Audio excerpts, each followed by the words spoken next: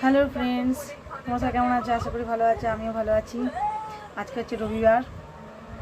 সকাল থেকে তোমাদের সাথে কথা বলি, একদম সকাল থেকে বলিনি, এখন সকালই আছে।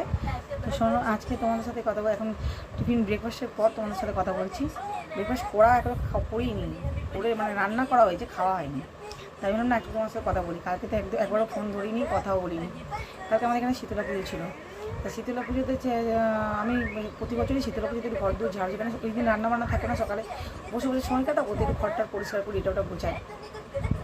সেটাই করছিলাম। করতে করতে আমার ভাইয়ের বউ আর ভাইপো এসেছিলো, ব্যাস তাদের সাথে একটু কথা বলতে লাগলাম। এই গোছাতেও আমি ফোনটা ধরতে পারছি না, তারপর ওদের সাথে কথা বলতে গেলাম। তার যাই হোক, কোনোদিন আসে না, এবার এসেছি, এবার তাদের সাথে তো কথা বলতেই হবে। আর খুব খারাপ লাগছিলো, কেন কি আমার এই কারণে খারাপ লাগছিলো যে ওদের তো কোথাও বসার জায়গা দিতে পারছি না, চারিদিকে সব বই খাতা জামা কাপড় ছড়িয়ে বসে রয়েছে। খুব খারাপ লাগছে, তাও ওরা অ্যাডজাস্ট করে বেচারা বসেছিল।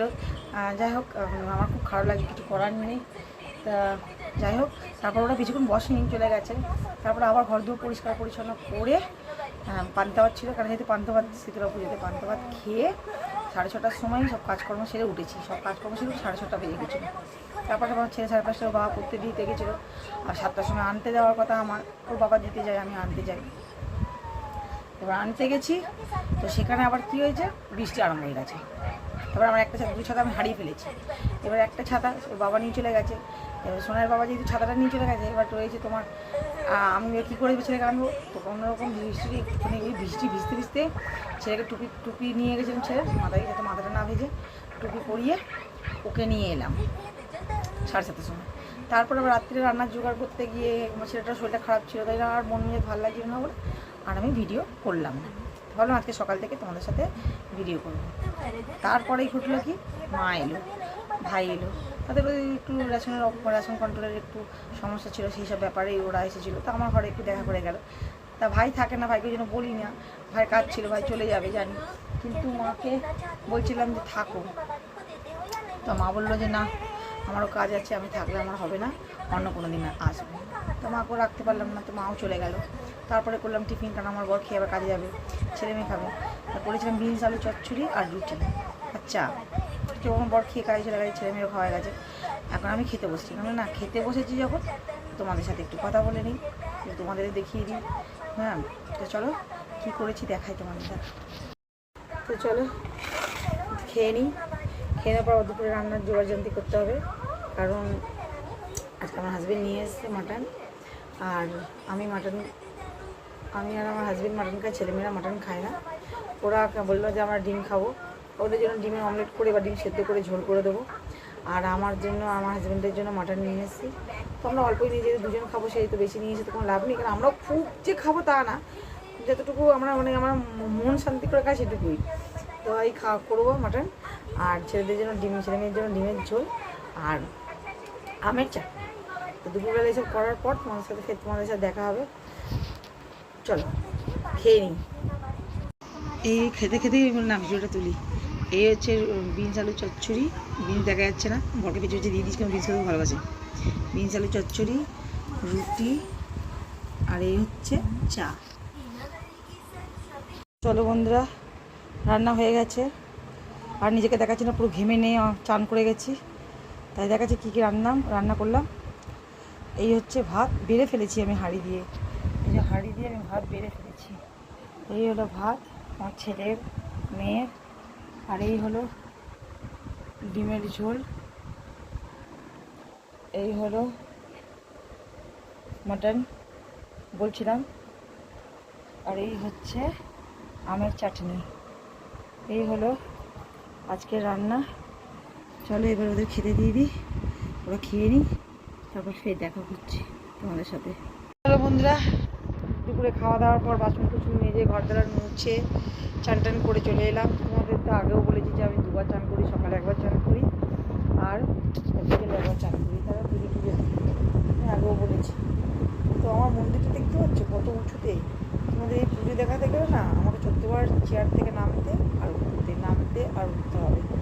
আর সেই ক্যামেরা ধরে ওঠা, যেহেতু আমার হাতে আমার কোনো স্ট্যান্ড নেই আর রাখার জায়গাও নেই, হাতে করে ক্যামেরা নিয়ে ওঠাও আর কোন দিন আমি চেয়ার দিয়ে পরে পা ভেঙে যাবো। সে যাই হোক, এখন যেটা বলতে চাইছি সেটা বলি। এখন আমি সকালবেলা যেহেতু দুপুরবেলা সকালে টিফিন রান্না, রাত্রিরে রুটি তরকারি, তরকারিটা বেশি অংশ করতে হয় না, শুধু রুটিটাই করতে হয়, আর যেদিন তরকারি থাকে না সেদিন তরকারি করতে হয়। তো এত কিছু করার পর আর এনার্জি লাগে না, যাই শোকেস ঝাড়ি, আলমারি ঝাড়ি, খাট ঝাড়ি, এগুলি করতে ইচ্ছে করে না, মাঝে মাঝে করি। তা এখনও শোকেসটার অবস্থা খুব খারাপ, খুব খারাপ। তো ভাবছি কী করবো, বসে থেকে তো লাভ নেই, যাই আমি শোকেসটা পরিষ্কার করবো। শোকেসটার অবস্থা তোমাদের দেখায় কী অবস্থা, তো দেখা হয় তোমাদের।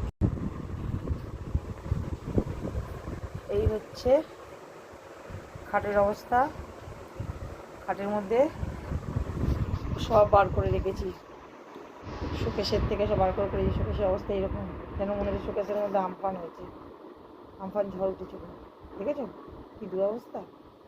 এই যে খালি করে খাটের উপর রেখেছি, চলে যাবে, তোমাদের এটা দেখিয়ে দিলাম।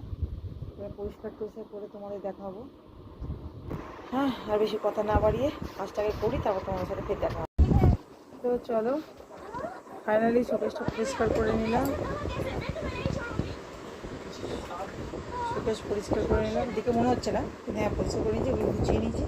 ওইগুলোকেই সব গুছিয়ে পরিষ্কার করে মুছে টুচে নিয়ে আমার ভেতরে দিয়ে রেখে দিয়েছি। এত জিনিস না আর রাখা, বুঝতে পারছি না যে আমি কীভাবে কোথায় রাখবো গুছিয়ে, তাই ওইভাবেই রেখে দিলাম কোনো রকমে। কিন্তু হ্যাঁ, পরিষ্কার ঝুল টুল যেগুলো হয়েছিল সেগুলো পরিষ্কার করে এই নতুন পেপার পেতে পরিষ্কার করে নিয়েছি।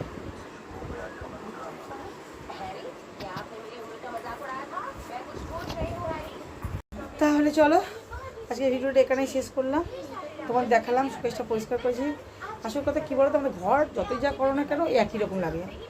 গরিব মানুষদের ঘর আর কি ভালো মন্দ, তবুও কি যেটুকু ঝুল টুল ঝাড়া থাকলে, ঝুল টুল নোংরা হলে সেটাকে একটু পরিষ্কার টরিষ্কার করে আবার সেট করে রাখাটাই করি, আর কিছু না। ফেলতে তো পারি না, সব জিনিসই দরকারি, কাগজপত্র হেনা তেনা, তাইগুলো ফেলে দিয়ে যে আমি পুরো পরিষ্কার করে খালি করে রাখবো সেরকম আমার হয় না। খুব ছেলের জিনিস থাকে, মেয়ের জিনিস থাকে, আমার হাজব্যান্ডের জিনিস থাকে। আর তোমরা হয়তো সবাই ভাবো যে তুমি একা একা সব কথা বলো, তোমার তো ঘরে তো ভিডিও করো, তোমার তো ঘরে তো কেউ, তোমার ছেলে মেয়ে বর কাউকে দেখতে পায় না, সবাই আছে, ছেলে আছে, মেয়ে আছে, বর আছে, আমার একটা অ্যাবনর্মাল ননদ আছে। কিন্তু আমি ওদের কাউকে দেখাতে পারি না, কেন ছেলেমেয়েরা কেউ আসতে চায় না। হাজব্যান্ড আসবে, তবে ঠিক সময়ে আসবে, আর ননদকেও তোমাদেরকে দেখাবো, ঠিক আছে। তো আপাতত এখানে রাখছি, ভিডিওটা বন্ধ করছি। তোমাদের যদি কিছু ভালো লেগে থাকে তাহলে প্লিজ লাইক সাবস্ক্রাইব করে দিও, চ্যানেলটাকে শেয়ার করে দিও। তাহলে আজকের ভিডিওটা এখানেই, এত পর্যন্ত, টাটা।